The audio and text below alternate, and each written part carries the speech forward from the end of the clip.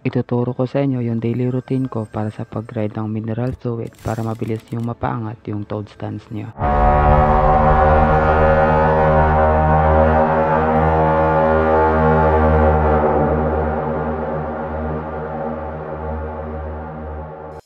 What's up guys, Yudong Place nagbabalik na naman para sa isang panibagong content.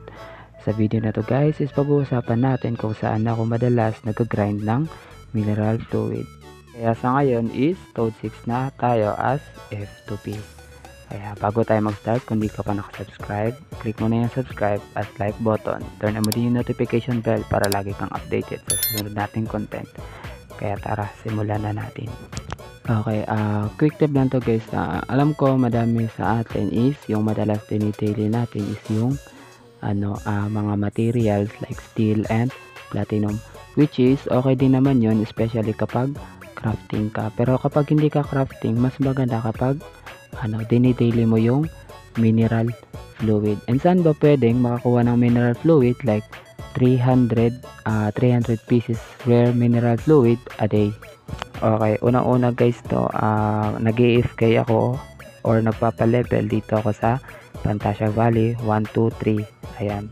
Kasi di ko kasi kaya yung 4F kasi mataas yung level nun. And dito kasi guys, permission guys, example sa 3F, meron yan 6 pieces. So ibig sabihin, each floor yan guys, 1, 2, 3F is makakuha ka ng 54 rare mineral fluid. So para sa akin, I suggest guys, habang nagpapa-level kayo guys, dito na kayo sa valley magpapa-level and isabay nyo na din yung daily ng mineral fluid.